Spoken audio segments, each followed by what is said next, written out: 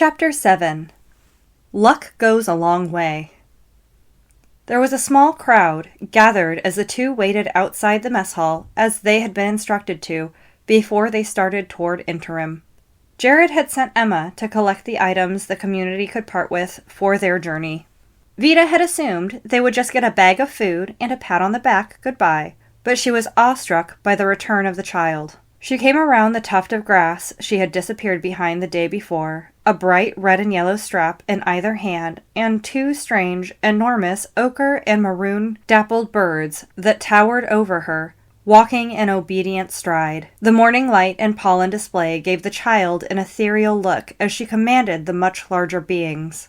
She then handed on a set of reins to Vita, the smaller of the two birds, and the larger went to Faust, who was already giving the bird affectionate scratches on its head. It warbled at him thankfully, then sat, showing off its simple blanket and pillow saddle and bags filled with supplies. Vita's bird was similarly outfitted. "This is really generous," Faust said, amazed. "Thank you. You helped us out, and you're doing us a favor. These two were raised as pets, but would have had to go to the butcher due to how prolific their compatriots have been. Their pens are running out of room, and it would be a shame to see such sweet temperaments get eaten."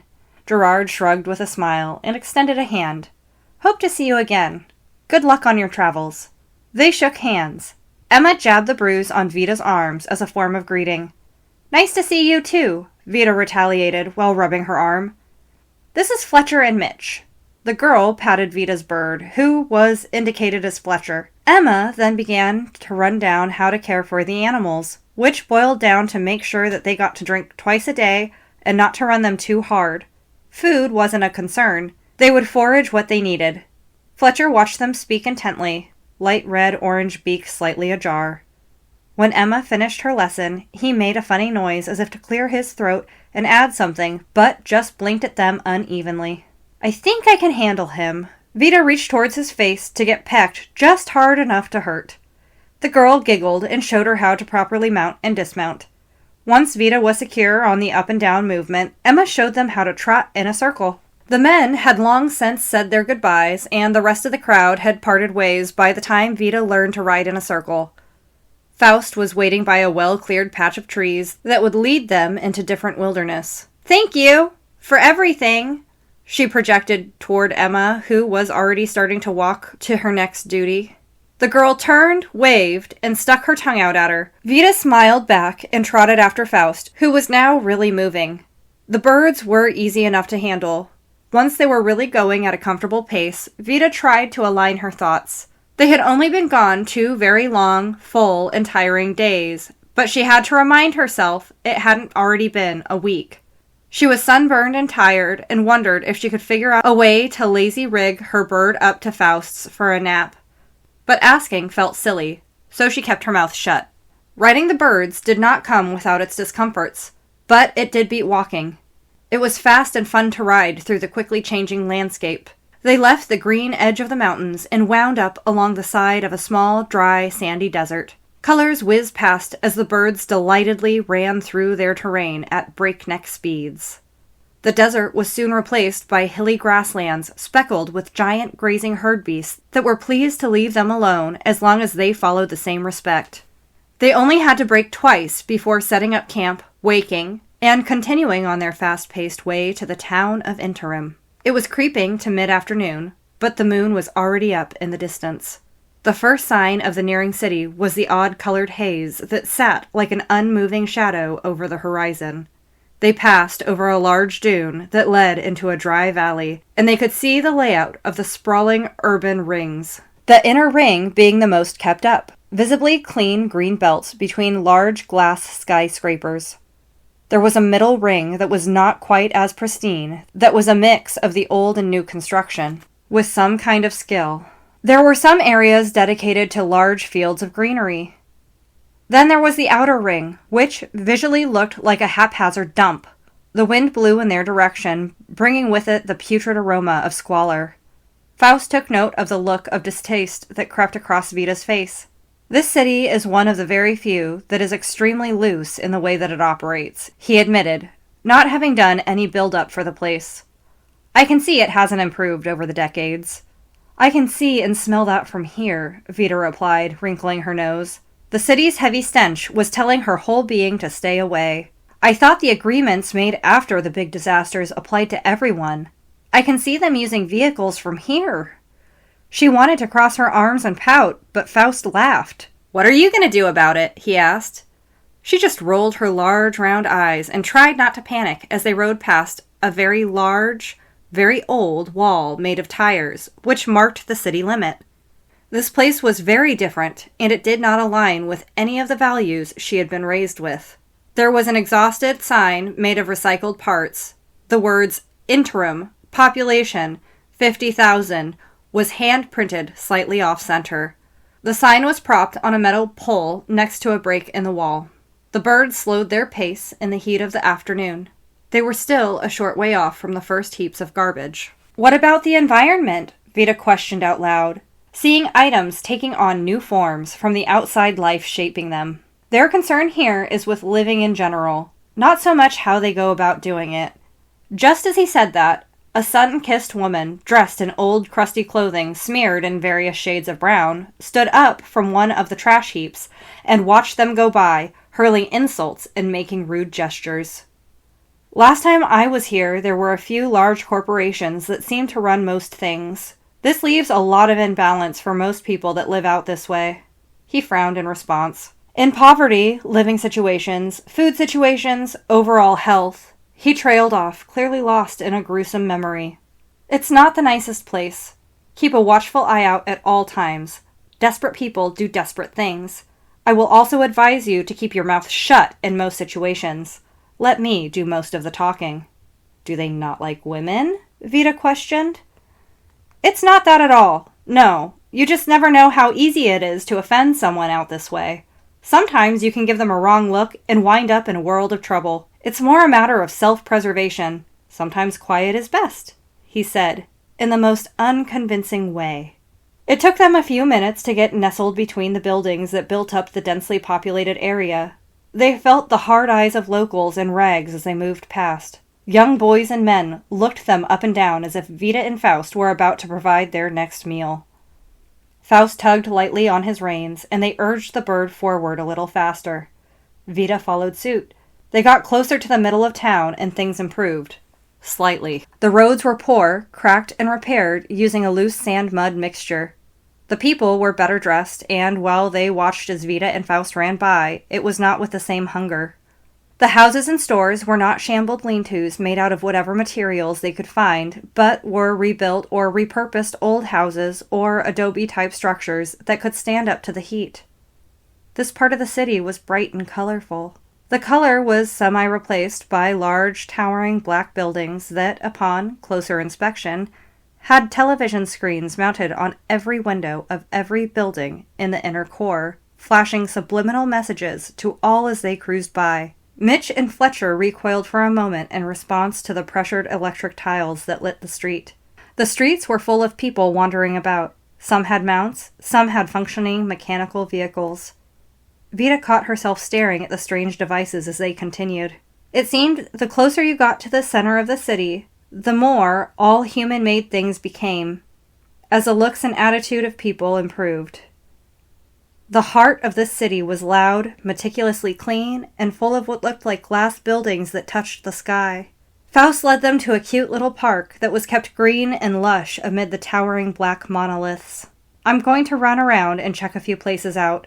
I'll draw less attention if I go by myself, and it's probably best if someone stayed with these two. You never know who might be interested in them here. He dismounted after handing Vita the reins. He pointed to a metal box and told her if she pushed a button, then she could get fresh water, and there was likely a trough somewhere in the park where she could give the birds access to water. I'm going to look for a place that can give us some direction. I doubt anyone is still around who would recognize me from when I was here. I know what to look for, though. I'll be back in an hour or so, then we'll settle on a place to stay. He turned and left, walking around the small brick wall that laid out the perimeter of the park and disappeared into the mesh of the city. Vita immediately took the birds to investigate the water situation. There were lots of happy-looking, well-dressed people and families milling about the common area. Vita noticed they carried objects that looked like the Tomo back at home. In fact, there was a lot about the inner city that reminded her of Aphthonia, except the people seemed nowhere near as accessible. She seemed grubby in comparison, and the birds seemed to upset people for some reason. People made room for her where she walked and threw her nasty glances. She didn't seem to fit in here, and people were making it known. She saw a young, well-dressed family picnicking nearby and tried to make light conversation about the nice weather, but they just gave her a sideways glance, then proceeded to pretend that she didn't exist. She found the trough for the birds, and they sucked up the water thankfully. Halfway through their drink, Mitch decided to get into the trough and try to take a bath. Vita laughed, but the other animals and their handlers acted very indignant towards them for the birds' moment of comfort.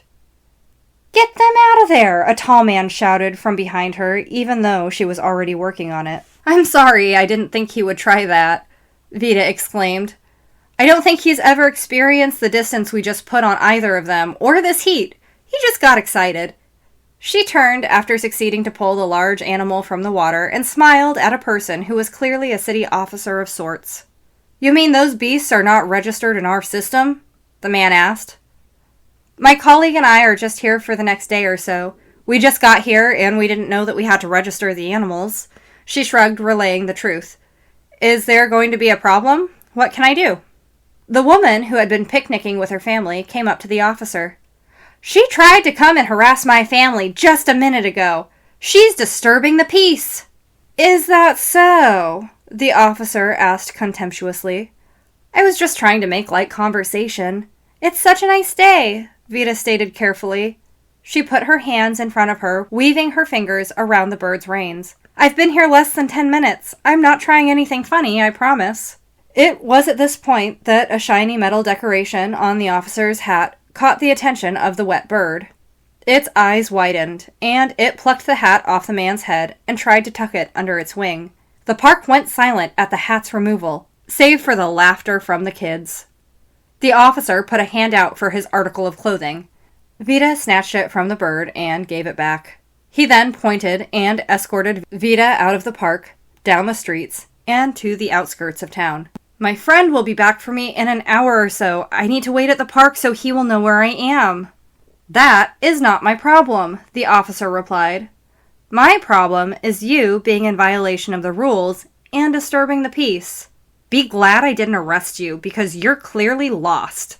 Stick clear of the center of the city. It's for taxpayers only." "I promise creating a stir was not my intent," she tried. "Please, I have no clue where I am. I just got here. Is there a way that I could get a day pass for the birds or something?"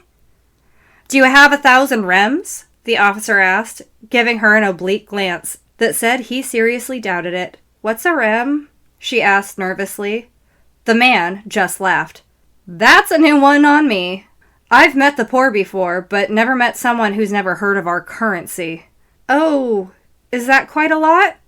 She wondered if she could figure out something quickly, but the man just shook his head at her ignorance, already turning back to protect the nice area. "Can you at least tell my companion where you've escorted me to? I don't really know anything about this area at all." The man remained silent as he considered how to answer. He left her right outside the smallest of the multi-story glass-covered buildings. "This is where I leave you," he said. He turned and pointed a finger at her. "I better not see you near this part of the city again without proper permits." He walked off.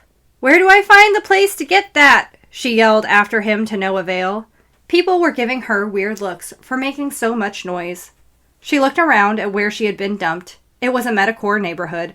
She sincerely hoped that she wouldn't get booted out of this one too. One of the birds squawked and tried to nibble at some grass, while she tried to figure out what to do and not let panic set in. 2 cars went by, making her move out of their oncoming direction. Okay. She looked around at the dilapidated street. There was a convenience store that offered fuel for vehicles as well as fuel for people next to an unkempt sports field with an overflowing dumpster and critters. There was a red brick building that had the potential of being a storehouse of some kind, but nothing was familiar. "What do we do now?" she asked the birds, trying to fight the insurmountable panic of being in an unfamiliar place alone. A car warbled as it pulled into the fuel station. An employee came out. The driver gave the go to fuel the car while they ran in for something. The worker noticed Vita and laughed, then waved for her to come close. "You look lost," the man stated as she followed the gesture. "I'm new. I know nothing and nearly got arrested for being in a place that I thought was public." She shook the dark brown hand that was extended to her. "Milsner," he said, wiping his hands off on his acid-washed jean overalls. "Vita, nothing is really public in the center of town. You'll find that it's really not possible to get by here without a job of some sort if you're planning on staying." His large brows moved upward snappily as he turned to finish tending to the car. The driver had returned, presented a receipt, and drove off.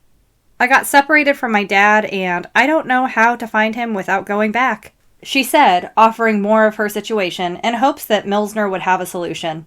Vita considered that she probably looked like a total loon from an outsider's perspective. He was looking at her with concern, worried that this adult didn't seem to know how to operate without her attending adult. "You don't look enough of the part of the inner sanctum to be allowed to stay there," the man offered. "Your friend will likely get escorted out soon as well. This is typically where they drop off people that don't meet their expectation of haughtiness." He smiled somewhat nervously. "I bet if you wait here long enough, you two will be reunited." "How do you know for sure they will drop him off here?" she asked as another car drove up and repeated the action of the person before, getting out to grab something while Milsner took care of the job. He pointed to a building she had been marched past. "There is a pretty young thing in there, and all the guards like to walk by to take a peek. Trust me, if your friend looks like you, he will be joining you soon." He nodded to punctuate his sentence. As if on cue, Faust was marched out by the same guard. This time she saw what the attendant meant, as the guard squared his face in what must have been what he thought a striking pose to eagerly look through the window of the cafe. "That him?" Milsner questioned. "Yup," she nodded with a sigh of relief. "Thank you." "For what?" He smiled and waved her along. She hopped on Fletcher with Mitch in tow to meet back up with her lost party member. He hopped on Mitch as soon as she handed him the reins. The guard was already walking back by the cafe window. "She won't be interested with that look of constipation on your face," Vita called after the guard, who made an angry expression but didn't react. "I just walked into a store to ask for a city map, and you would have thought that I assaulted the person behind the counter. Things have definitely changed here in the last few decades." He scratched his graying hair, trying to think of what to do next. They moved over the sun-dried field to figure out their next move. "You've been here before? Do you have any of their currency?" Vita asked, wondering about how their candy tasted. She desperately wanted a treat. "I do not." He pulled a still fresh tomato out of his bag to answer her need for food, but it wouldn't hit the same spot. She wondered if she could trade it for some chocolate, taking the fruit and going back to Milsner, who was now client-free. "I don't have any money. Like I said, I'm not from the area, but I do have some of the best fresh food you've ever tasted with me. Do you have access to fresh organic tomatoes daily?" She held up the perfectly ripe fruit. Their bags were full of more than what they could eat before it expired.